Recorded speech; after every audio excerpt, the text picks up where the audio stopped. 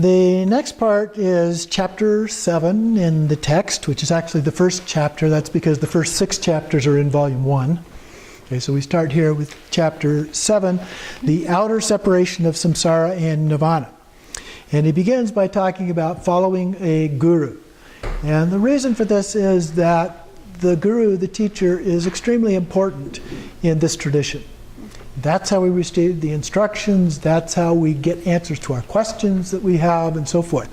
So it's very important that we have a relationship with the teacher in order to do that, especially when we get to these higher level practices. When questions come up, when we have certain experiences and so forth, somebody that we can talk to about that, ask about it and so forth is a very important part of that. And as a result, Guru Yoga is one of the most important practices. And of course it's said, not unlike it's said for other practices as well, that you can achieve enlightenment just with that practice. And we often use it by doing an abbreviated version of Nundro practice, which of course then ends with Guru Yoga, to go into whatever Dzogchen practice that we're going to do. It just leads naturally right into Dzogchen. So it's a good transition to use. And does it, one question, just in relation to this, does it say when it talks about Guru Yoga, whether it should be Ripka Guru Yoga or just the Nundro Guru Yoga? No, either one. Either one? Either one. So one of the quotes here is, think of your guru as a doctor, the instructions as medicine, and yourself as a patient. So a way of bringing those things together. So we have a set of unique preliminary practices in the Great Perfection, which are divided into 2 parts. The nature of the student and the conducive circumstances are the next topic here. He points out the need for strong faith and great diligence, great intelligence and no attachment, great reverence and practice of secret mantra, no conceptuality and an undistracted mind, with samaya vows and diligence in practice. So those are the prerequisites. All of you meet those? Okay, high expectations. He also talks a little bit about 4 kinds of faith, which you can read, but adds to that courage, being dauntless, and being diligent. I often talk about patience and persistence. It takes a great deal of patience to do these things, but you can't let up. You have to keep at it. There can be a tendency to be obsessed with one's present life. One's present life must be severed. And so he said, excuse me, let me try this again. The tendency to be obsessed with one's present life must be severed. Okay? So being obsessed with things like food, clothing, other kinds of pleasures, and those kinds of things don't work very well with this practice. You really need to focus on this. That doesn't mean that you can't watch TV once in a while, or that you can't go out for a nice meal once in a while, or things like that. But you can't be obsessed with those kinds of things. Okay? That's not compatible here.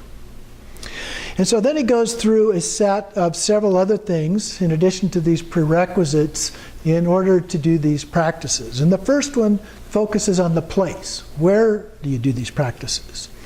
And so he gives a list here on page 47, snowy retreats, empty lands, the peaks of mountains, the charnel grounds, completely isolated places, clear and lofty.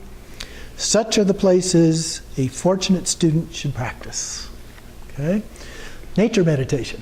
Get outside, go to a park, go up in the mountains, whenever you can. You can't always do that, but when you have an opportunity to do something like that, take advantage of it. And try and maybe push yourself a little bit to put some of those into your life once in a while. The next one is the time. When do you do these practices? Times between summer and fall. That's where we are right now. Between winter and spring, and sunrise and sunset. These times are said to be supreme. Okay? Not that those are the only times to do it, but those are ideal times to do it. What about companions? Do this all on our own or together with other people? says, those with pure samaya and great pure perception, who are open-minded and stable, in whom the 5 poisons are weak, don't have to be gone, but weak, and who are patient and loving companions, these you should befriend. So we can do it with other people, but we need to be a little bit selective in the other people that we do it with. And then he says practice includes practice materials here. Which practice materials should be a part of this? It says flowers, empowerment offerings, materials for feast gatherings, torma arrangements, and supports to revive your constitution while engaged in practice. Gather all the conducive requisites. So you get those things together. So if you're going to be doing offerings, then you need to have the substances for those offerings. Whether they're flowers or food things or tormas that you've made or other kinds of things, you need to have them ready when you get ready to do the actual practice. And then he talks about 4 levels of instruction. The first one is instilling confidence by recounting the lineage history.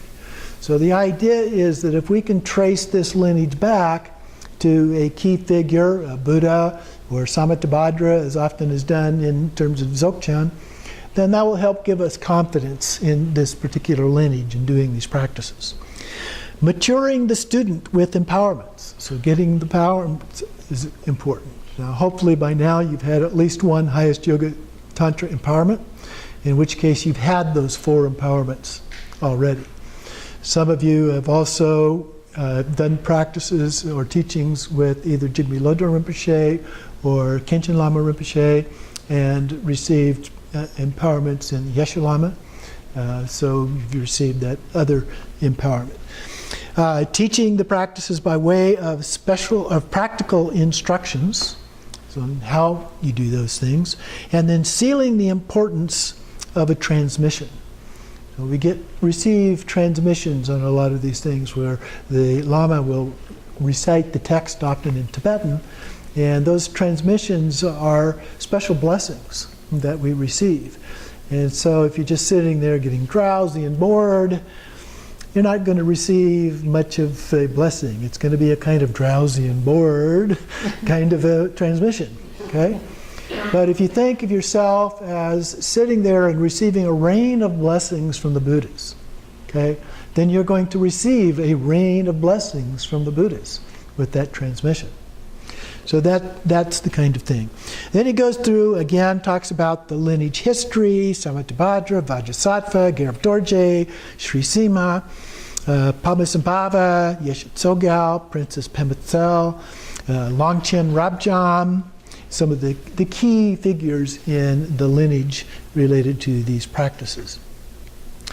And so then he gets into a little bit the separation of samsara and nirvana. So we're going to just touch on this a little bit here. And he talks about it again as having the 3 steps. So the separation of samsara and nirvana, or delusion and non-delusion, another way to think of it. The preliminaries are the 3 gates, or 3 doors, body, speech, and mind.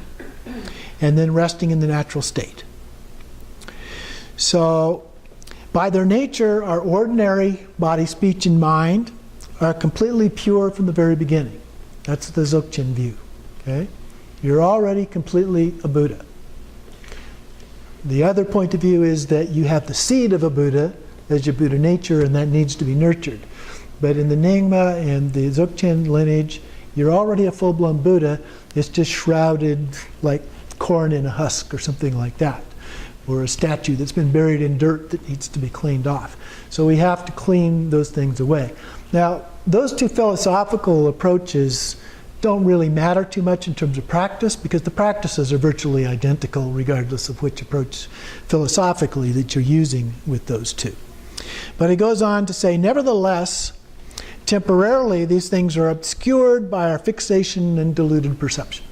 Okay? So we need to work with those and to get rid of those, and that is the reason for doing these practices.